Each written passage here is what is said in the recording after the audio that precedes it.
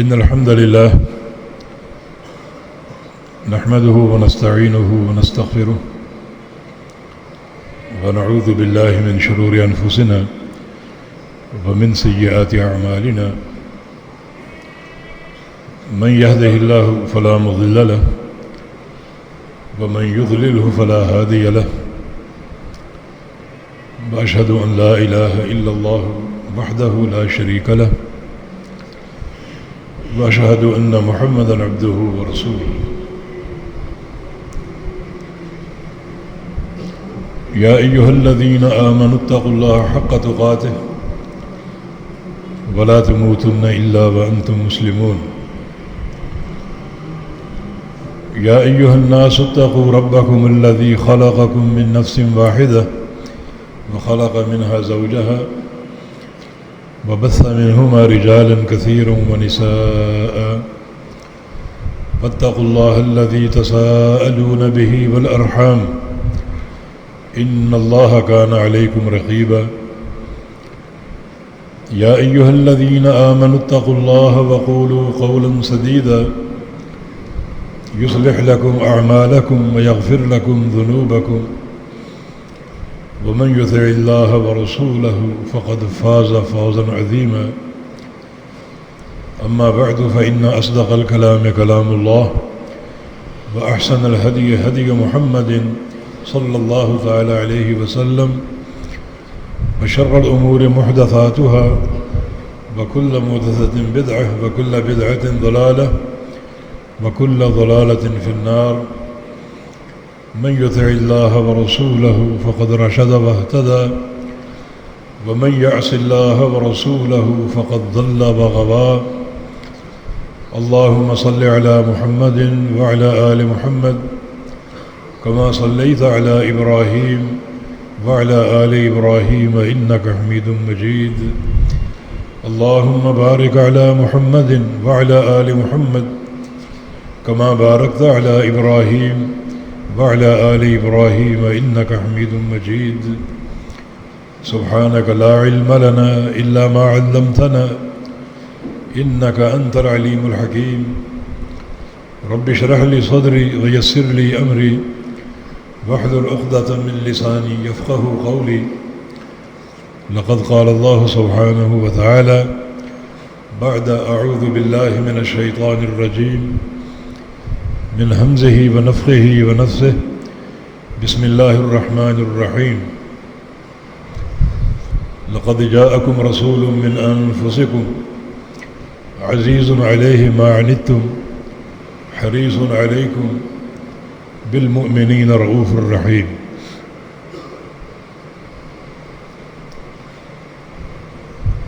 اس آیت مبارکہ میں جو ہمارے پیارے نبی کا اپنی امت کے ساتھ تعلق ہے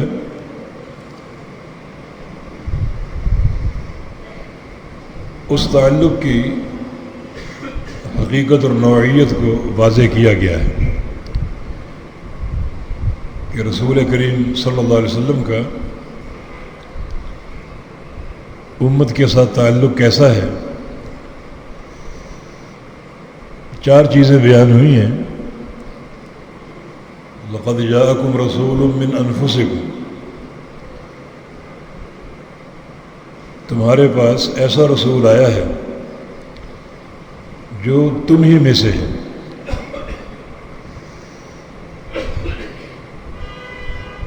تم ہی میں سے مراد یا تو عرب اور قریش میں سے، کیونکہ اس وقت اس آیت کریمہ کے مخاطب قریش مکہ تھے، یا اس سے مراد عموم انسانیت ہے. وہ ایک بشر ہے، ایک انسان ہے، کوئی نور کی مخلوق نہیں ہے، نہ کوئی فرشتہ ہے نہ کوئی جن ہے، بلکہ تم ہی میں سے ہے. جس طرح تم ایک بشر ہو تو وہ رسول بھی ایک بشر ہے. دوسرا تعلق یہ ہے کہ عزیز علیہ ما عنتم، کہ ہر وہ چیز جو تمہیں پریشان کرے، تمہیں دکھ دے، وہ میرے پیغمبر پر بڑی شاق اور گراں گزرتی۔ تمہاری تکلیف سے میرا نبی پریشان ہوتا ہے، تکلیف محسوس کرتا ہے، اس کا دل امت کے درد سے بھرا ہوا ہے۔ اور حریص علیکم، یہ تیسرا تعلق ہے کہ وہ تمہاری ہدایت کا حریص ہے، یہ اس کی دلی خواہش ہے کہ امت کا ایک ایک فرد ہدایت قبول کر لے اور دین اسلام میں داخل ہو جائے۔ اس امت کی کوئی مرد یا عورت جہنم کا ایندھن نہ بنے، بلکہ اسلام قبول کر کے اللہ تعالیٰ کی جنت کی مہمان نوازی حاصل کر لیں، تبھی وہ پوری پوری رات امت کی ہدایت اور امت کی نجات کے لیے دعا کرتے رہتے ہیں۔ اور ایک رات تو آپ نے ایسی گزاری کہ صرف 2 شخصیتوں میں سے ایک کے لیے ہدایت کی دعا کی کہ یا ہشام کا بیٹا عمر دے دے، ابو جہل ہے، یا پھر خطاب کا بیٹا عمر دے دے۔ اللہ تعالیٰ نے یہ دعا قبول کر لی اور عمر ابن خطاب کو ہدایت سے مشرف فرما دیا اور ان کا اسلام قبول کر لینا یہ دین کی بڑی تقویت اور مضبوطی کا باعث ہو گیا۔ تقریباً آدھی دنیا کے فاتح بن گئے اور قیصر و کسریٰ کی کمر توڑ دی۔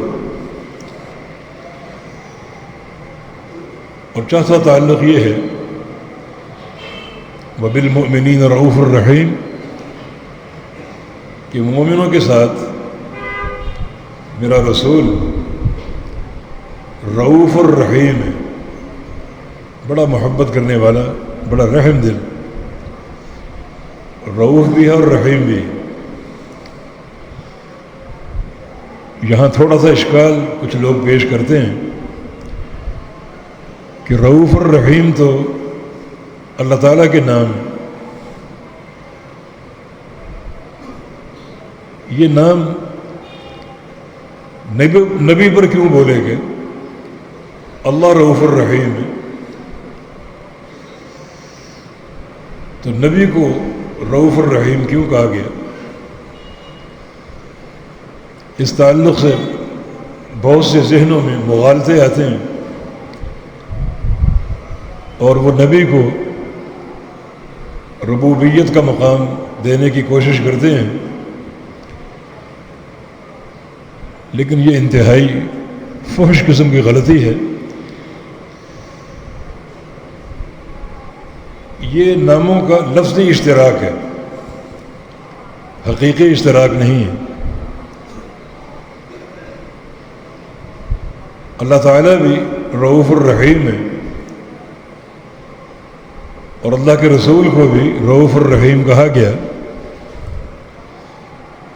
مگر اللہ رب العزت ایسا رؤوف الرحیم ہے جیسا اللہ تعالیٰ کی شایان شان ہے، اور رسول ایسا رؤوف الرحیم ہے جیسے ایک مخلوق یا رسول کے شایان شان ہے۔ یہ محض لفظی اشتراک ہے،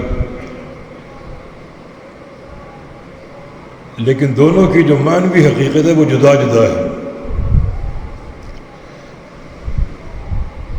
تشبیہ نہیں ہے۔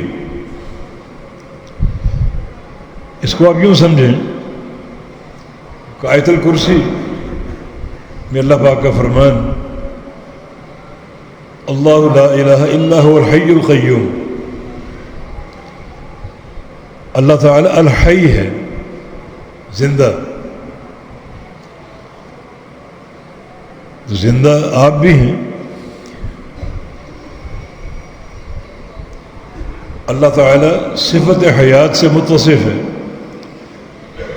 تو صفت حیات تو ہم سب میں موجود ہے. ہم زمین پر چل پھر رہے ہیں، زندہ ہیں. تو یہ محض ایک لفظی اشتراک ہے. اللہ تعالیٰ کیسا حی ہے، کیسا زندہ ہے، جیسا اس ذات سبحانہ و تعالیٰ کے لائق ہے. اور مخلوق کیسی زندہ ہے، جیسا مخلوق کے لائق ہے. اب اللہ تعالیٰ کی زندگی لے لیجیے، وہ ایسا زندہ ہے کہ اس پر کبھی عدم نہیں تھا، ہمیشہ سے ہے. کیا مخلوق ایسی زندہ ہے کہ کبھی کسی انسان پر عدم نہ آیا ہو، وہ کبھی معدوم نہ ہوا ہو، ہمیشہ سے موجود ہو؟ اور اللہ تعالیٰ ایسا زندہ ہے کہ اسے کبھی فنا نہیں ہوگا، موت نہیں آئے گی. تو کیا مخلوق کی زندگی بھی ایسی ہے؟ نہیں، مخلوق کی زندگی تو 10 20 50 سال 100 سال کی ہوگی. اور یہ 100 سال بھی مختلف تغیرات کے شکار ہوں گے. کبھی صحت، کبھی مرض، کبھی فقر، کبھی تبنگری، کبھی رونا، کبھی ہنسنا، کبھی راحت اور کبھی پریشانی، کبھی حادثات اور کبھی عافیت. یہ مخلوق کی زندگی. جبکہ خالق کائنات کی ایسی حیات ہے جو ہر لحاظ سے کمال ہی کمال ہے. یہ صفات کا لفظی اشتراک ہوتا ہے. وہو السمیع البصیر، اللہ تعالیٰ سنتا بھی ہے اور دیکھتا بھی ہے. تو سننا اور دیکھنا مخلوق کا کام بھی ہے. ہم بھی دیکھتے ہیں اور سنتے ہیں. تو کیا یہاں تشبیہ بن رہی ہے؟ نہیں، اللہ تعالیٰ ایسا سمیع اور ایسا بصیر ہے، ایسا سننے والا اور دیکھنے والا جو اس کے شایان شان ہے. ہم بھی سنتے ہیں اور دیکھتے ہیں کتنا، جتنا ہمارے لائق ہے.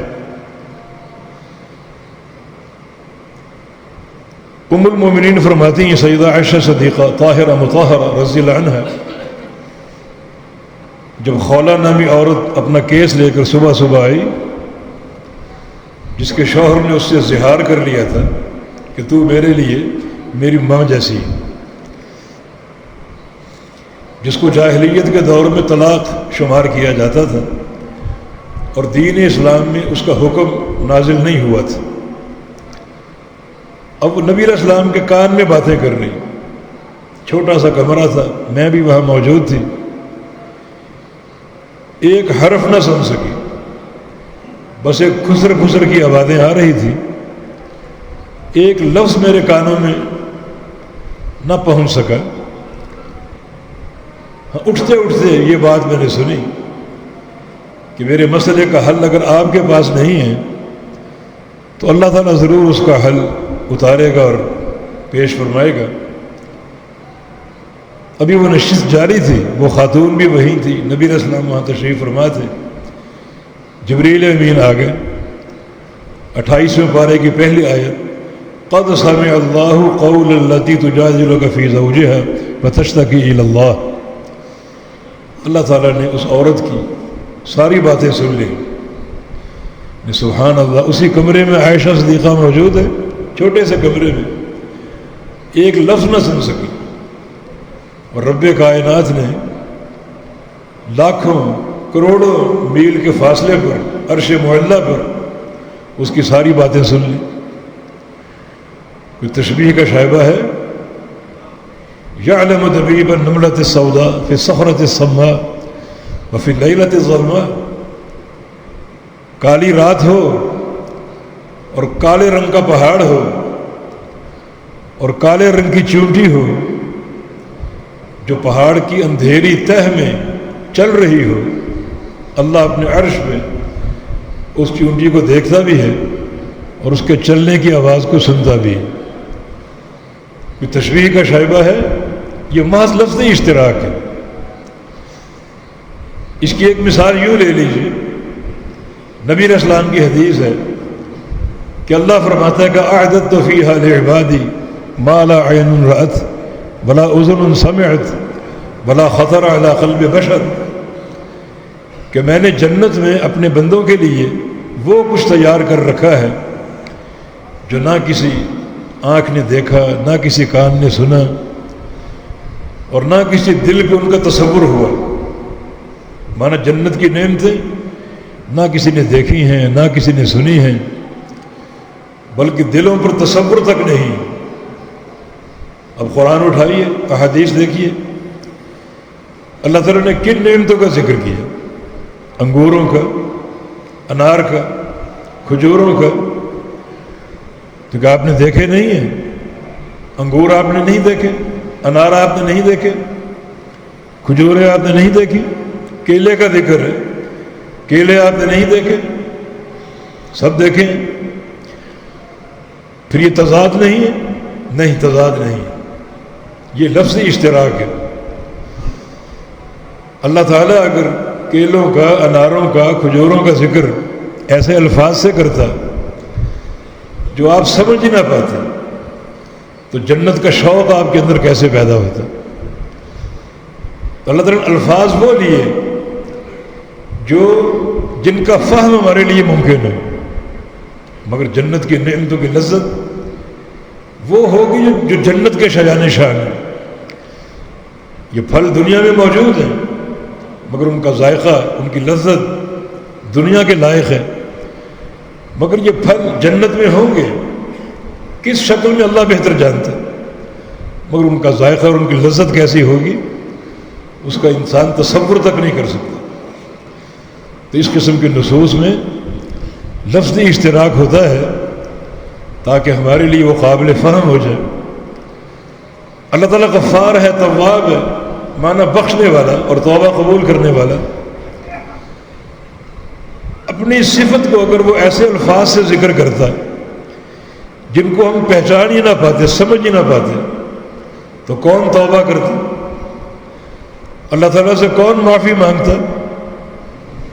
اب توبہ کرتے ہیں، معافی مانگتے ہیں کیونکہ ہمیں اللہ تعالیٰ کی ان صفات کا تعارف ہے، معرفت حاصل کہ وہ غفور ہے، وہ رحیم ہے۔ تو اس قسم کے الفاظ اگر کسی مخلوق پر استعمال ہوتے ہیں تو محض وہ لفظی اشتراک ہے، حقیقی نہیں۔ حقیقی معنی مختلف ہوتا ہے۔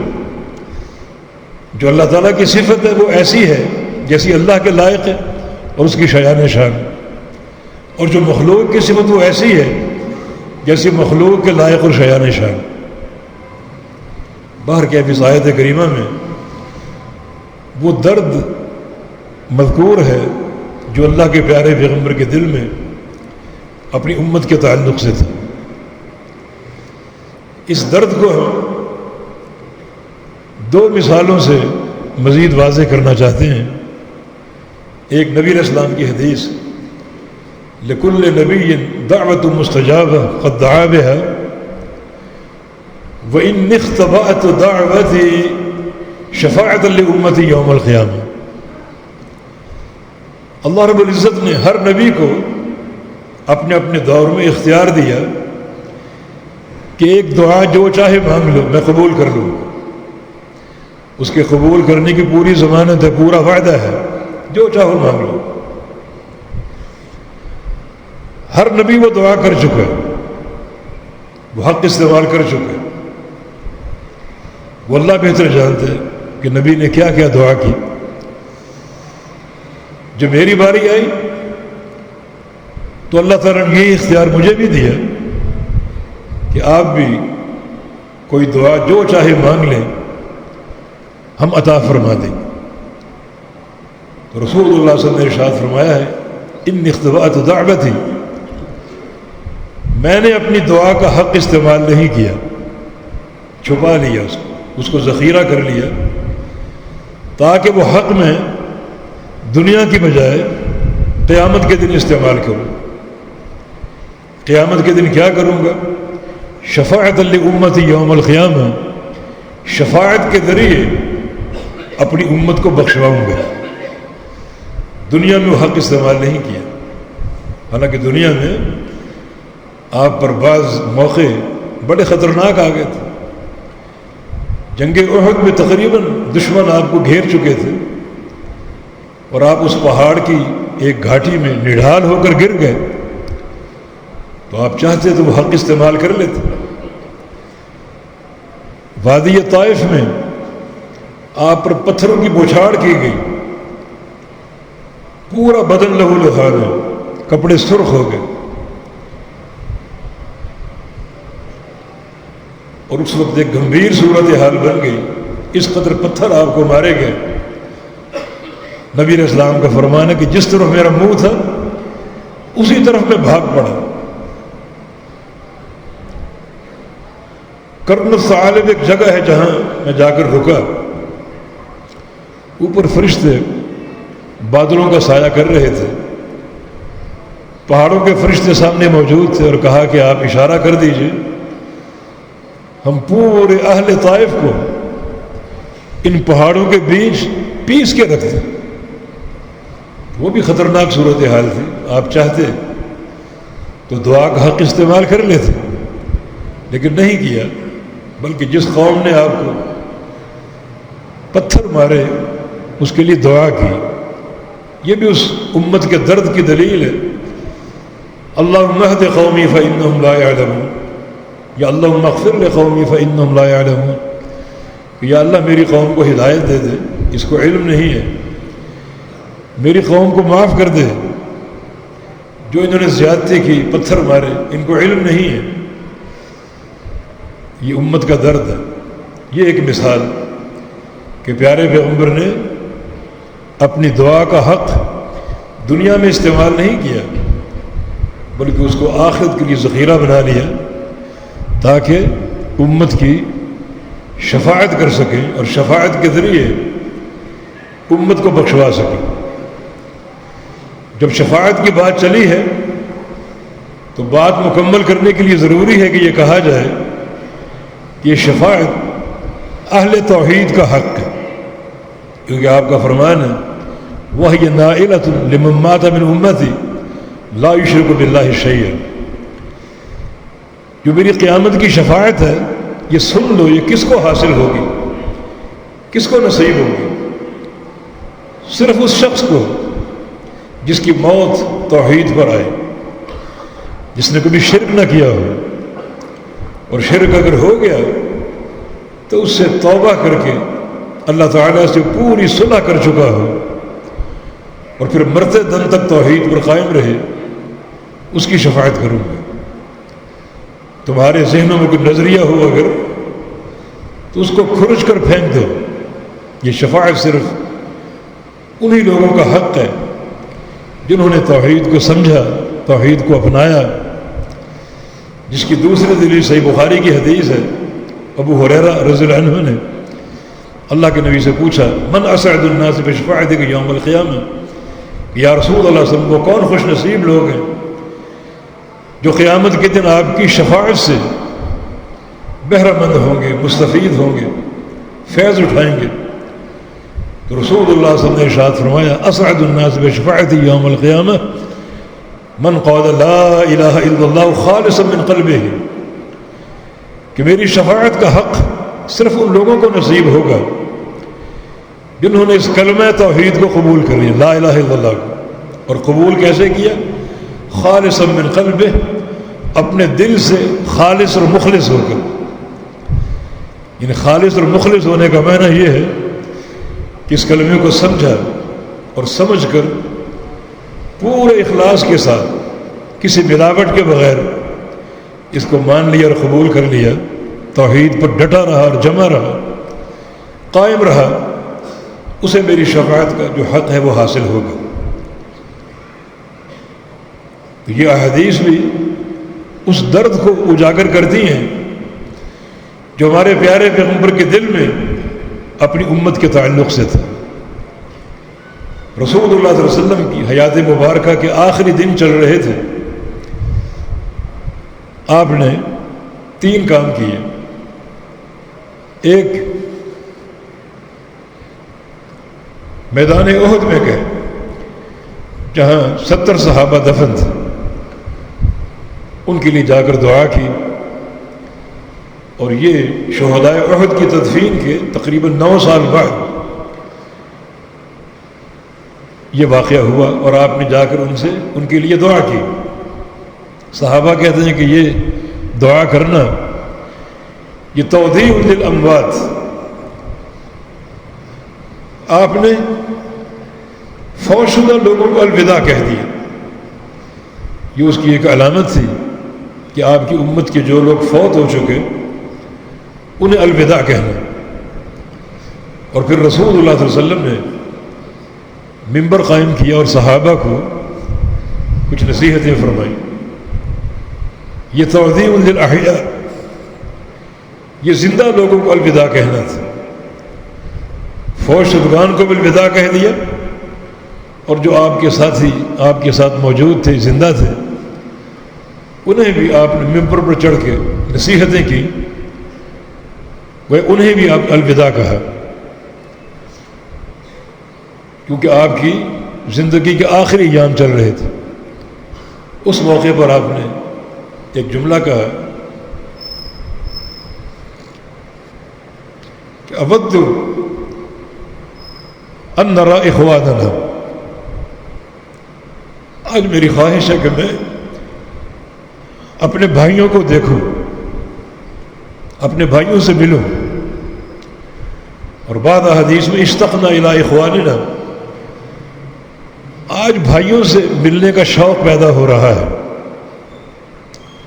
تو صحابہ نے عرض کیا السنا اخوانک یا رسول اللہ، یا رسول اللہ ہم بھی تو آپ کے بھائی ہیں۔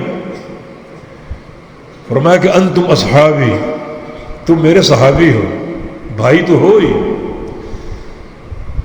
تمہارا درجہ ایک درجہ اوپر ہے، زائد ہے، کہ تم بھائی ہونے کے ساتھ ساتھ صحابی بھی ہو۔ بھائی ہونے کی دلیل کیا ہے؟ انما المؤمنون اخوہ، کہ سارے مومن آپس میں بھائی بھائی ہیں۔ اخوت تو ہے ہی ہے، مگر تم اخوت سے بڑھ کر ہو، اور وہ صحابیت ہے۔ تمہیں اخوت کے ساتھ ساتھ صحابیت کا شرف بھی حاصل ہے۔ تو پھر آپ کے بھائی کون ہیں؟ کن بھائیوں سے ملنے کا شوق پیدا ہو رہا ہے؟ کن بھائیوں کو دیکھنے کی خواہش پیدا ہو رہی ہے؟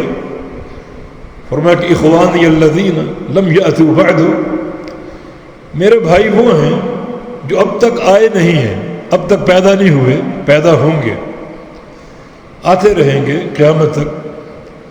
اور فرمایا کہ آمنوا بی ولم یرونی، مجھ پر بن دیکھے ایمان لائیں گے۔ بن دیکھے، جو ایمان بالغیب کی بڑی اعلیٰ صورت ہے، بن دیکھے ایمان لائیں گے۔ یہ درد اللہ کے پیارے پیغمبر کے دل میں امت کے ان افراد کے تعلق سے بھی تھا جو ابھی تک پیدا نہیں ہوئے، آئندہ آنے والے ہیں۔ اس میں میں آپ سب داخل اور شامل ہیں۔ شرط یہ کہ ہم آپ کے فرما بردار بن جائیں، کیونکہ رسول اللہ صلی اللہ علیہ وسلم نے فرمایا کہ انی فارضکم علی الحوض، اب آج تک ان سے ملاقات ممکن نہیں ہے، مگر میں حوض کوثر پہ ان کا انتظار کروں گا، وہاں ملاقات ہو جائے گی۔ آج تو ممکن نہیں ہے، اور پھر دنیا سے چل چلاؤ کا وقت ہے، تو ان سے حوض کوثر پہ ملاقات ہوگی، وہاں ان کا انتظار کروں، ان سے پہلے پہنچ جاؤں گا اور ان کے آنے کا انتظار کروں گا۔ صحابہ نے عرض کیا کہ یا رسول اللہ صلی اللہ علیہ وسلم، ہمیں آپ نے دیکھا ہے، ہمیں پہچان جائیں گے، انہیں کیسے پہچانیں گے؟ تو رسول اللہ صلی اللہ علیہ وسلم نے ارشاد فرمایا کہ انہم یاتون یوم القیامہ غرا محجلین من آثار الوضوء کما یعرف الرجل خیلہ الغرہ بین الدہم البہم. میری امت کے لوگ آئیں گے قیامت کے دن، ان کے وضو کے اعضاء چمک رہے ہوں گے. جو نمازیں پڑھتے تھے، وضو کرتے تھے، گرمی ہو سردی ہو، نہ گرم پانی کی پرواہ نہ سرد پانی کی پرواہ، بڑے مخلص تھے اور وضو کرتے تھے. اللہ تعالیٰ ان کو صلح دے گا، اور میری امت کا تمیز ہے یہ کہ ان کے وضو کے اعضاء چمک رہے ہیں. تو فرمایا کہ ساری امتوں کے بیچ میں سے میں اپنی امت کو پہچان لوں گا. جیسے ہزاروں کالے گھوڑے کھڑے ہوں اور ان میں ایک سفید گھوڑا ہو، وہ پہچانا جاتا ہے، وہ الگ ہی ہوتا ہے. اس طرح تمام امتوں کے بیچ میں اپنی امت کے لوگوں کو پہچان لوں گا. مگر میری امت کے لوگ کچھ حوض کوثر کی طرف آئیں گے. لَيُزَادُنَّ رِجَالٌ مِّنْ أُمَّتِي لَيُزَادَنَّ رِجَالٌ مِّنْ أُمَّتِي مِنْ حَوْضِي. یہ صحیح مسلم کے الفاظ ہیں کہ میری امت کے کچھ لوگوں کو حوض کوثر سے دھتکارا جائے گا، دھکے دے دے کر دور کیا جائے گا. کما یزاد البعیر الضال، جیسے بھٹکے ہوئے اونٹ کو آپ اپنے کھیت سے دھکے دے کر نکال دیں. اونٹ کسی کا ہو اور آپ کے کھیت میں وہ داخل ہونا چاہے تو اس کو آپ ہانک کر نکال دیتے ہیں. اس طرح میری امت کے کچھ لوگ آئیں گے، ان کو نکال دیا جائے گا. میں کہوں گا ہلم ہلم، ان کو آنے دو، کیوں روکا ان کو، کیوں دھکے دیے جا رہے ہیں؟ تو مجھ سے کہا جائے گا انہم بدلوا وعدک، یہ وہ لوگ ہیں، آپ کی امت کے افراد تو ہیں مگر آپ کے بعد انہوں نے آپ کے دین کو تبدیل کر دیے، نئے نئے شوشے چھوڑے، نئی نئی باتیں دین میں شامل کر دی، دین کے نام سے اضافے کیے، بدعات کے مرتکب ہوئے. یہ وہ لوگ ہیں. تو میں کہوں گا سحقا سحقا لمن غیر بعدی، جن لوگوں نے میرے بعد میرے دین کو تبدیل کر دیا بدعات کے ذریعے، انہیں مجھ سے دور کر دیا جائے، ہٹا دیا جائے. چنانچہ یہ پوری حدیث صحیح مسلم کی. تو اس میں بھی نبی علیہ الصلوۃ والسلام کے دل میں جو درد تھا اپنی امت کے سارے افراد کے لیے، حتیٰ کہ جو آنے والے ہیں وہ بھی آپ کو یاد ہے، ان سے ملاقات کا بھی شوق ہے کہ کاش میں ان کو دیکھ لوں. اتنے اصحاب بصیرت لوگ، اتنے عزیمت والے لوگ کہ مجھ پر بن دیکھے ایمان لے آئیں گے. اور وہ ایسے لوگ ہوں گے کہ وہ بھی مجھ سے ملنے کے لیے اپنی جان مال اولاد سب کی قربانی دینے کے لیے تیار ہو جائیں گے. ان کے دل میں بھی خواہش ہوگی کہ یا اللہ ہمارا مال لے لے، ہماری آل اولاد لے لے، ایک دفعہ اپنے پیارے پیغمبر کے دیدار کا شرف عطا فرما. مگر یہ سارا معاملہ تبھی پورا ہوگا جب ہم اس محسن نبی کے حقوق پورے کریں گے. یہ حقوق کا معاملہ باقی ہے.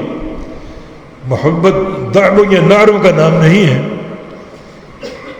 نبی علیہ السلام کی ایک حدیث اس موقع پر بڑی قابل ذکر بھی اور قابل غور بھی ہے.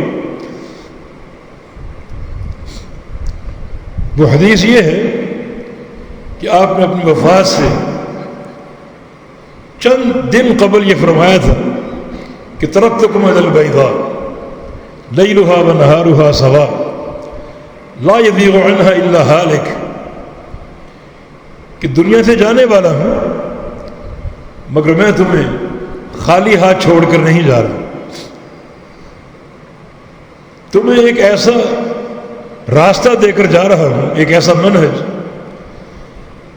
جس کی رات بھی دن جیسی ہے، بلکہ جس کی رات دن سے زیادہ روشن ہے. لیلھا ونہارھا سواء، اس دین کی رات اور دن برابر ہے، کوئی اندھیرا نہیں، کوئی ظلمت نہیں، کوئی تاریکی نہیں. کوئی خفا نہیں، روشن ہی روشن ہے، واضح ہی واضح ہے، ایسا دین دے کر جا رہا ہوں۔ یہ اس محسن اعظم کے احسان کا مظہر یہ حدیث، روشن دین دے کر جانا، کیونکہ 2-4 دن کی کہانی نہیں ہے۔ 23 سالہ نبوت کا دور تھا جس میں آپ نے بڑے گرم اور تلخ حالات کا مشاہدہ کیا۔ مکہ کی پوری زندگی تکلیفوں سے عبارت تھی، راستے میں کانٹے بچھائے گئے، گڑھے کھودے گئے، نفسیاتی تکلیف آپ کو دی گئی، آپ کے سامنے آپ کی بیٹی کو شہید کر دیا گیا، حمل سے تھی، حمل وضع ہو گیا، ضائع ہو گیا، آپ کے جانثار صحابہ کو بڑا عذاب دیا گیا، اذیت دی گئی، عمار اور ان کے والد یاسر اور عمار کی والدہ سمیہ، پھر بلال حبشی رضی اللہ عنہ، یہ سارے تلخ حالات آپ نے دیکھے۔ اتنا کہہ سکے صبر کرو، صبر یا آل یاسر فإن موعدکم الجنہ، کہ صبر کرو تمہاری میری جنت میں ملاقات ہوگی۔ یہ کٹھن حالات آپ نے دیکھے، حتیٰ کہ ہجرت پر مجبور کر دیے گئے، ہجرت بھی کر لی دین کی خاطر، اور مدینہ پہنچے، ایک علیحدہ ریاست آپ کو مل گئی۔ یہ نہ سمجھے کہ اب یہ دن بڑی ٹھاٹ باٹ سے گزارے ہوں گے، آپ ایک ریاست کے حکمران بن گئے، بادشاہ بن گئے گویا، تو بڑی ٹھاٹ باٹ کے دن ہوں گے باقی نہیں۔ یہ 10 سال مدینہ کے مستقل جہاد سے عبارت ہے، جہاد سے، یعنی آپ کی زندگی میں 85 جنگیں لڑی گئیں، جن میں 27 میں خود آپ شریک ہوئے۔ جنگ تبوک میں جب آپ جا رہے تھے تو آپ کی عمر 62 سال تھی، اور آپ گھوڑے پر سوار رواں دواں ہیں تبوک کی طرف۔ یہ شام کا علاقہ ہے، بڑا دور دراز کا سفر۔ تو پورے یہ 10 سال اسی اذیت میں گزرے، میدان جہاد میں دشمنوں کے خلاف لڑتے ہوئے۔ تو بڑے دکھ آپ نے جھیلے، یعنی قصہ مختصر یہ ہے کہ سارے انبیاء کی جماعت میں سب سے بڑے صابر محمد الرسول اللہ صلی اللہ علیہ وسلم، لیکن آج اپنی وفات سے قبل کیا فرما گیا کہ ترکتکم علی البیضاء، کہ میں تمہیں ایک روشن راستے پر چھوڑ کر جا رہا ہوں۔ اذیتیں بہت برداشت کی، دکھ بہت جھیلے، مگر دین بیان کرتا رہا اپنی زبان سے، اپنے عمل سے۔ اور آج میں یہ کہنے میں حق بجانب ہوں کہ یہ دین بالکل واضح اور روشن ہے۔ یقیناً یہ ایک احسان عظیم ہے کہ آپ نے اذیتیں برداشت کر کے مکمل دین ہم تک پہنچایا، اور دین بھی ایسا جس میں کوئی اغلاق نہیں، کوئی شبہ نہیں، کوئی تاریکی نہیں، روشنی ہی روشنی۔ لقد جاءکم من اللہ نور، یہ منارہ نور ہے۔ ایسا دین آپ نے چھوڑا بالکل واضح کر کے، بڑی صراحت کے ساتھ، اور ساتھ ساتھ یہ بشارتیں کہ اپنی امت کے موحدین کی قیامت کے دن سفارش کروں گا، اور شفاعت کے ذریعے انہیں جنت کے داخلے کی اللہ تعالیٰ سے استدعا کروں گا۔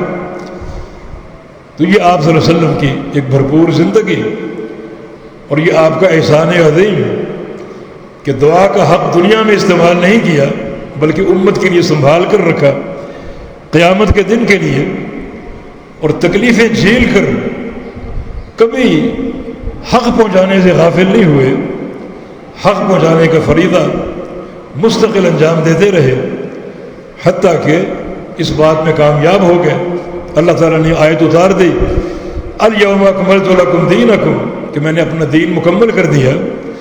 یہ مکمل دین آپ نے پہنچایا بڑا واضح کر کے، بڑی صراحت کے ساتھ، اس میں کوئی ابہام نہ ہو، کسی قسم کا کوئی خفا یا غموض نہ ہو، کوئی اندھیرا اور تاریکی نہ ہو، روشن ہی روشن۔ ایسا دین ہمیں دے گا۔ یقیناً اس کا تقاضا یہ ہے کہ اپنے محسن کا حق ادا کریں، یہاں بھی شریعت کی برکات ہمارے سامنے آئیں گی۔ اس محسن کا پہلا حق یہ ہے کہ اس پر بڑا مضبوط ایمان لائیں کہ وہ اللہ کے سچے رسول ہیں۔ دوسرا حق یہ ہے کہ اس محسن نے جو کچھ بیان کر دیا ایک ایک بات کی تصدیق کرے، اس کو سچا سمجھے، سچا جانے۔ تیسرا حق یہ ہے کہ اس محسن کی تعظیم کرے، دل سے توقیر کرے۔ چوتھا حق یہ ہے کہ اس محسن سے محبت کرے، بے پناہ محبت۔ اور پانچواں حق یہ ہے کہ اس محسن کی ذات گرامی پر کثرت سے درود پڑھے۔ یہ ایک بڑا اہم نقطہ ہے محسن کے احسان کا بدلہ چکانے کے لیے۔ بدلہ ہم چکا نہیں سکتے، مگر اس کی کوشش ضرور ہے کہ کثرت سے اللہ کے حبیب پر درود پڑھا جائے، کثرت سے آپ پر درود پڑھا جائے۔ تو جو آپ کا امت پر ایک حق ہے، ان احسانات کے بدلے جو آپ نے امت کو فراہم کیے، تو وہ حق یہی ہے کہ ہم ان کو استعمال کریں، نبی کی اطاعت کریں، نبی کی اتباع کریں، نبی سے محبت کریں، نبی کی تعظیم و توقیر کریں، نبی پر ایمان لائیں، نبی کی ایک ایک بات کو سچا جانیں۔ بالخصوص اگر اختلاف ہو جائے، اس اختلاف میں کوئی حاکم نہیں سوائے محمد الرسول اللہ صلی اللہ علیہ وسلم کے۔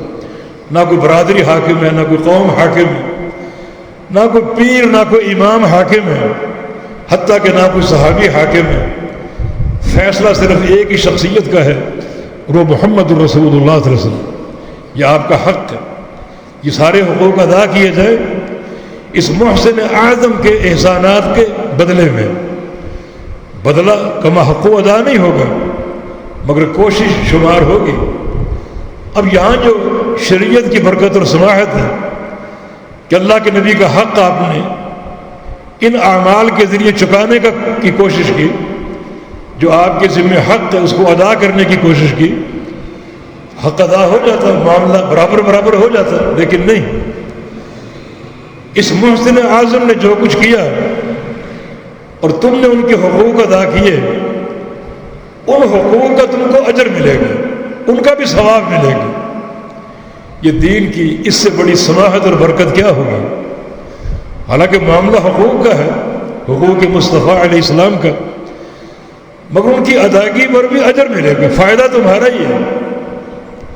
معاملہ برابر برابر کا نہیں ہے کہ نبی نے احسان کیا اور تمہارے لیے فلاں فلاں کام کیے، اب تم ان کا حق ادا کر دو، معاملہ برابر ہو جائے۔ نہیں، اگر وہ حق ادا کرو گے تو اجر ملے گا بے تحاشا۔ نبی سے محبت کرو گے، بڑا اجر۔ المرء مع من حب، انسان قیامت کے دن کس کے ساتھ ہوگا؟ جس کے ساتھ دنیا میں محبت کرے گا، یعنی یہ صلہ تم کو قیامت کے دن ملے گا۔ نبی کی رفاقت ملے گی، نبی کا ساتھ ملے گا، جنت کا داخلہ ملے گا۔ اس محبت کا ثمرہ ہے یہ۔ ثلاث من كن فيه وجد بهن حلاوة الإيمان أن يكون الله ورسوله أحب إليه مما سواه۔ اگر اللہ کے پیغمبر سے محبت کرو گے، بلکہ اللہ کے پیغمبر کو سب سے بڑھ کر محبوب جانو گے، تو اللہ تمہیں حلاوت ایمانی دے دے گا۔ یہ دنیا کی عظیم الشان نعمت ہے، تمہارے دل کو ایمان اور توحید کی مٹھاس سے بھر دے گا۔ ایسی استقامت تم اختیار کر لو گے کہ تمہیں قتل کر دے، ٹکڑے ٹکڑے کر دے، مگر تم ایمان سے اور توحید سے برگشتہ نہیں ہوگے۔ یہ ایک عظیم الشان فائدہ اور ثمرہ ہے نبی علیہ السلام کی محبت کا۔ لا یؤمن احدکم حتی اکون احب الیہ مما سواہما، لا یؤمن احدکم حتی اکون احب الیہ من والدہ وولدہ والناس اجمعین۔ اس وقت تک تم مومن نہیں ہو سکتے جب تک اللہ کے پیارے پیغمبر سے محبت نہ کرو، اپنے ماں باپ کی محبت سے بڑھ کر، اپنی اولاد کی محبت سے بڑھ کر، اور پوری دنیا کی محبت سے بڑھ کر۔ مانا یہ محبت سچے ایمان کی دلیل ہے، اور اگر یہ محبت نہ ہو تو تمہارا ایمان کا دعویٰ جھوٹا ہے۔ تو ہم تو اللہ کے نبی کے حقوق ادا کر رہے ہیں، ان حقوق پر بھی اجر مل رہا ہے، اجر بھی ایسا بے تحاشا جس کا ہم تصور نہیں کر سکتے۔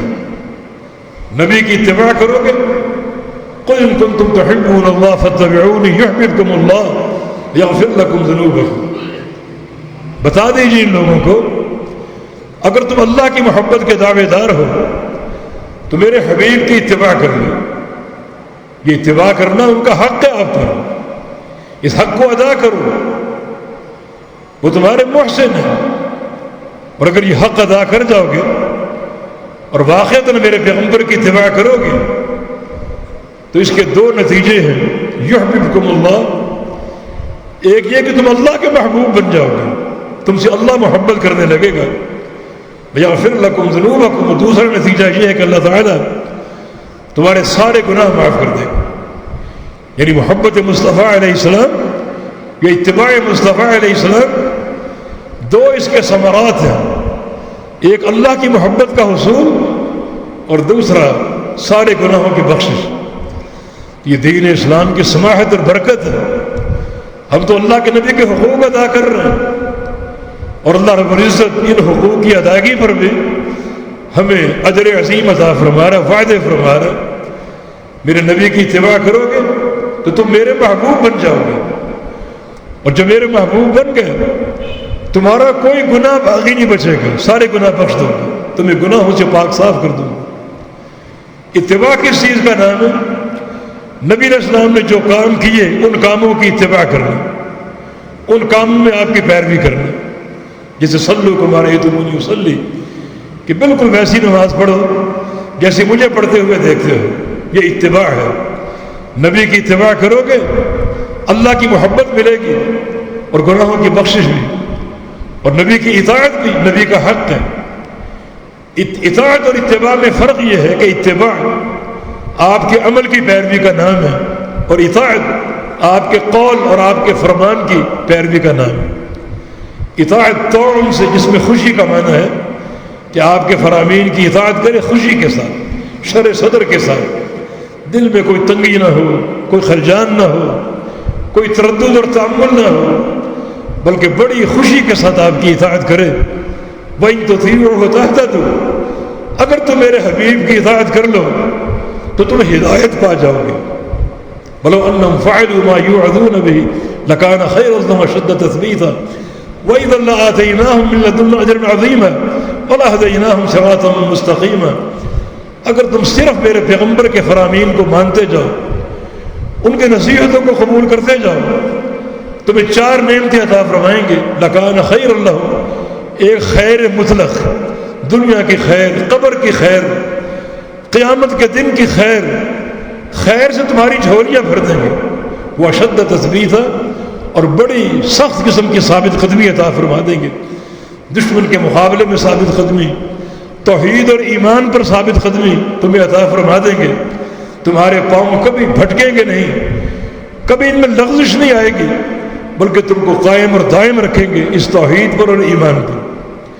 اور تیسری جو نعمت ہے وہ یہ ہے، وَإِذًا لَّآتَيْنَاهُم مِّن لَّدُنَّا أَجْرًا عَظِيمًا، اپنی طرف سے اجر عظیم عطا فرما دیں گے۔ وَلَهَدَيْنَاهُمْ صِرَاطًا مُّسْتَقِيمًا، اور چوتھا احسان یہ ہے کہ تم کو صراط مستقیم کی استقامت دے دیں گے۔ میرے نبی کی اتباع کر لو، ان کے تمام فرامین کو مانتے جاؤ تو میری طرف سے ضمانت ہے کہ تم کو صراط مستقیم پر قائم رکھیں گے۔ حالانکہ نبی علیہ السلام کی حدیث ہے کہ ان القلوب بین الاصبعین من اصابع الرحمن یقلبها کیف یشاء، ہر بندے کا دل اللہ تعالیٰ کی دو انگلیوں کے بیچ میں ہے۔ اللہ بے پرواہ ذات ان دلوں کو جس طرف چاہے پھیر دے، جب چاہے پھیر دے، مگر یہاں ضمانت ہے حق پر قائم رکھنے کی، اور اس ضمانت کا نقطہ یہ ہے کہ تم میرے حبیب کی اتباع کرو، ان کی ہر بات مانتے جاؤ۔ تو حالانکہ اطاعت اور اتباع آپ کا حق ہے، مگر اس پر ہم کو ثمرات مل رہے ہیں، اجر مل رہے ہیں، یہ اس دین کی برکت اور سماحت ہے۔ میرے نبی پر درود پڑھو، یہ نبی کا حق ہے، اس محسن کے احسان کو ادا کرنے کا تقاضا ہے، اس کا بھی ہم کو اجر ملے گا۔ بظاہر ہم حق ادا کر رہے ہیں مگر بے تحاشا اجر ملے گا۔ من صلی علیہ واحدۃ صلی اللہ علیہ عشرہ، جو مجھ پر ایک درود پڑے گا اللہ اس پر 10 رحمتیں اتارے گا، 10 نیکیاں عطا فرما دے گا، 10 گناہوں کو جھاڑ دے گا، اجر آپ ہی کو ملے گا۔ نبی کا حق ادا کر رہے ہیں، مگر یہ حق ادا کرنا بھی ثواب سے خالی نہیں، یہ شریعت کی برکت اور سماحت ہے۔ وہی ابن کعب نے پوچھا تھا یا رسول اللہ صلی اللہ علیہ وسلم، اگر میں کسی مجلس میں دعا کرنے کے لیے بیٹھوں اور اس میں کچھ وقت آپ پر درود پڑھوں، یہ مناسب ہے؟ فرمایا کہ ہاں مناسب ہے۔ درود اگر زیادہ پڑھ لو تو کوئی حرج نہیں، کہا کہ 1/3 پڑھ لو، فرمایا اس سے زیادہ پڑھ سکتے ہو، کہا اگر آدھا وقت درود پڑھوں اور باقی آدھا وقت دعائیں کروں، فرمایا کہ ٹھیک ہے مگر درود سے زیادہ بھی پڑھ سکتے ہو، کہا کہ اگر پورا وقت درود ہی پڑھتا رہوں اور دعا نہ مانگو یہ بھی درست ہے؟ فرمایا کہ ہاں اذن تکفی ہمک یغفر ذنبک، ایسا اگر کرو گے تو اللہ رب العزت تمہارے مانگے بغیر تمہارے گناہوں کو بھی معاف کر دے گا اور ساری حاجتیں پوری کر دے گا۔ جو دعا مانگنے آئے تھے، جو دعا مانگنے بیٹھے تھے، اللہ تعالیٰ بغیر مانگے ان دعاؤں کو پورا کر دے گا اور قبول کر لے گا، دلوں کے احوال کو جانتا ہے۔ تو پیارے پیغمبر پر درود پڑھنا آپ کا حق ہے، اس حق کو ادا کرو گے اس کا اجر ملے گا۔ تو یہ دین کی بڑی وسعت اور سماحت ہے، بالکل ایسے ہی سمجھیں اللہ ہمارا خالق ہے، مالک ہے، رازق ہے، آسمان بنائے، زمینیں بنائیں، نہروں کا نظام، پانی کا نظام، بارشیں برسائیں، کھیتیاں اگائیں، باغات پیدا کیے، اس کا فرمان ہے وَإِن تَعُدُّوا نِعْمَةَ اللَّهِ لَا تُحْصُوهَا، اگر میری نعمتوں کو شمار کرنے بیٹھو شمار نہیں کر سکو گے۔ وہ خالق اور مالک ہے، اس ذات نے ان ساری نعمتوں کے بدلے ایک حق ہم پر قائم کیا، حق اللہ علی العباد ان یعبدوہ ولا یشرکوا بہ شیئا۔ ان تمام نعمتوں کے بدلے میرا تم پر ایک حق ہے کہ میری عبادت کرنا، اس عبادت میں کسی کو شریک نہ ٹھہرانا، بس یہ میرا حق ہے، شرک نہ کرنا، توحید پر قائم رہنا۔ اگر ہم توحید پر قائم رہیں، شرک نہ کریں، تو اللہ کا حق ادا کرنے میں کامیاب ہو جائیں گے۔ یہ حق ان نعمتوں کی جو اللہ پاک نے ہمیں عطا فرمائی، یہ ساری کائنات اس کی نعمت ہے، ہمارا وجود اس کا نعمت ہے، ہمارا خلق اس کی نعمت ہے، تو ہم توحید اختیار کر لیں معاملہ برابر ہو جائے۔ لیکن نہیں، اگر تم توحید اختیار کرنے میں کامیاب ہو گئے، اس میں دنیا بھی روشن ہے، غلبہ ہے، قبر میں کامیابی ہے، اللہ تعالیٰ قبر کے کیڑوں سے، بچھو اور سانپوں سے بچائے گا، قبر کی آگ سے بچائے گا، اور کل جب قیامت قائم ہوگی سارے عرصات قیامت میں اللہ تعالیٰ تمہیں حفاظت دے گا، کامیابیاں دے گا، جنت الفردوس کی وراثت دے دے گا۔ حالانکہ ہم نے حق توحید اختیار کر کے اس کی نعمتوں کا حق ادا کیا، مگر ثمرات کتنے ہیں، نتائج کتنے ہیں۔ یہ دین کی وہ برکت اور سماحت ہے جس پر اللہ تعالیٰ کا بے تحاشا شکریہ ادا کیا جائے کہ اس نے کیسا آسان دین ہمیں دیا، کیسا پربہار یہ دین ہے، اور کس طرح قدم قدم پر برکتیں ہیں، رحمتیں اور دین کی وسعتیں اور سماحتیں ہیں۔ بس ہماری ذمہ داری صرف یہ ہے کہ ہم پوری قوت کے ساتھ اس دین پر قائم ہو جائیں، اللہ کی توحید کو اختیار کر لیں، یہ اس کا حق ہے، شرک سے بچیں، یہ اس کا حق ہے، اور پیارے پیغمبر کے حقوق بڑی دیانتداری سے ادا کریں۔ تو بظاہر حقوق کی ادائیگی ہے، مگر ان پر بھی اللہ تعالیٰ کی طرف سے بے تحاشا ثمرات ہیں اور نتائج ہیں، جن میں سے بعض کا ہم نے ذکر کیا۔ والتوفیق بید اللہ تعالیٰ، اللہ تعالیٰ مجھے اور آپ کو بڑی کامیابی کے ساتھ اور صدق و امانت کے ساتھ ان حقوق کو ادا کرنے کی توفیق عطا فرما دے۔ اللہ ہم سے راضی ہو جائے، اللہ تعالیٰ اپنی رحمتیں عطا فرما دے، اللہ ہمارے گناہوں کو بخش دے، اللہ ہمارے بیماروں کو شفا عطا فرما دے۔ اقول قولی ھذا واستغفر اللہ لی ولکم وآخر دعوانا ان الحمد للہ۔